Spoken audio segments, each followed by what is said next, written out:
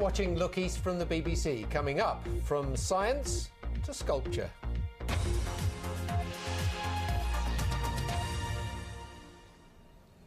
Last night we told you about Gloria Passanante, who was cured of breast cancer 11 years ago, but suffered terrible after effects from her treatment. She's been given hope by surgeons in Essex who've teamed up with a plastic surgery unit. The aim is to repair some of the damage caused by radiation. Tonight we follow Gloria into surgery. This special report by Ian Barmer contains some graphic images and descriptions.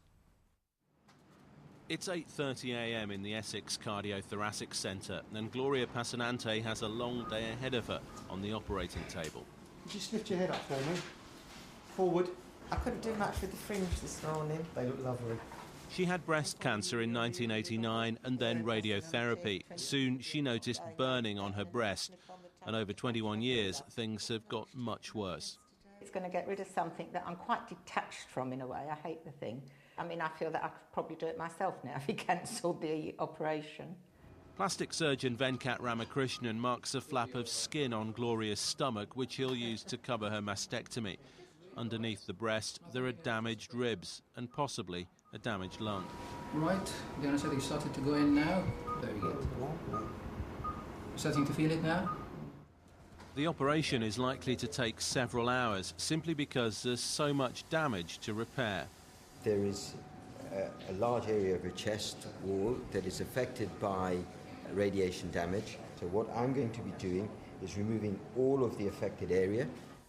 First, Venkat Ramakrishnan has to remove the flap of tissue from Gloria's stomach. In effect, she's getting a tummy tuck. Now, cardiothoracic surgeon Samir Shah can get to work. First, he performs a full mastectomy.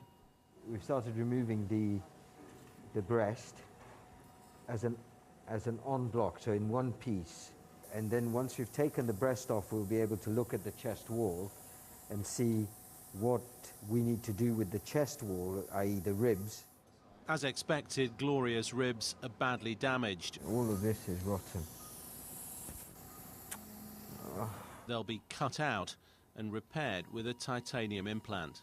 Normally to fracture a rib you'd need to sustain an injury of some sort, but these have been fractured with minimal stimulus, because the ribs are thinned out and essentially rotten. Once the implant is secure, it's covered with a sheet made from pig skin. Plastic surgeon Venkat Ramakrishnan can now connect blood vessels in Gloria's chest to the flap of skin he took from her stomach. After 7 hours, it's sewn into place and Gloria is taken to intensive care. Having survived the trauma of cancer and undergone therapy for that, and then to be left with a rare complication of her treatment was really a double-edged sword that she had to deal with. What she can look forward to is a day-to-day existence without being conscious of what is actually going on beneath the clothes that she's wearing. Gloria Passanante was cured of cancer in 1989. It's taken 21 years, but now she can perhaps finally have her life back. Ian Barmer, BBC Look East, Essex. And on tomorrow's programme, we'll be catching up with Gloria to find out how the operation went. So, Mr Cameron is the new Prime Minister, Mr Clegg is the Deputy Prime Minister, and British politics has entered a new era. Throughout the election campaign, we had a bench for you to sit on and air your views. Well, the bench is still going strong, and so is Mike Liggins. Today, they both went to Colchester to see what people are thinking about our new coalition government. This is Colchester, a Liberal town with a Lib Dem MP, Bob Russell, and a Lib Dem-controlled council.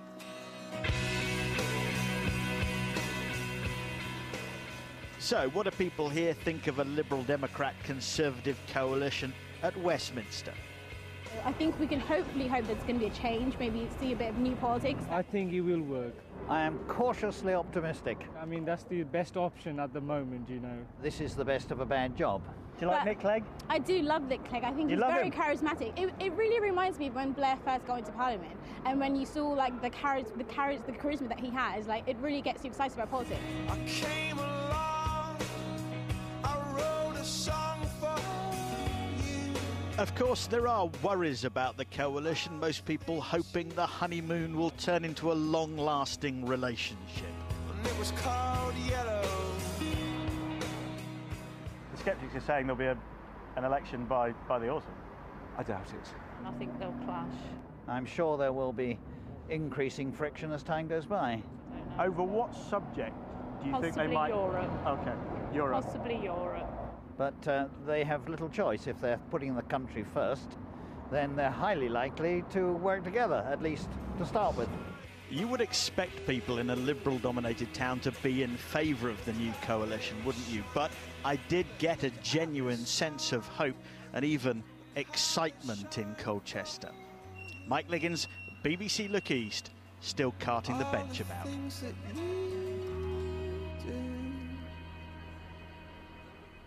You know, what I like about the bench is that people see him carrying it and don't know what's going on. There was a woman in a red coat came out of a shop and just followed him as he walked down the road thinking, no, I didn't see that. That bench has stood up very well, considering he actually put it together, didn't he? I think he had help. I think he must have done.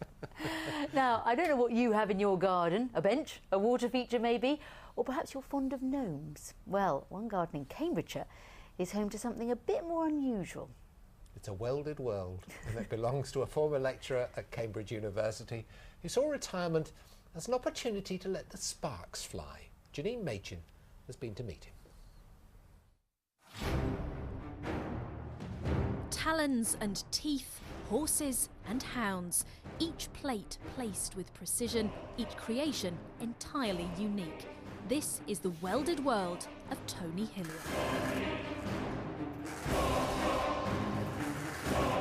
I've always been interested in arty things, and I thought I would make my wife and I a tandem, a homemade tandem. It was the worst tandem ever made. It was absolutely diabolical.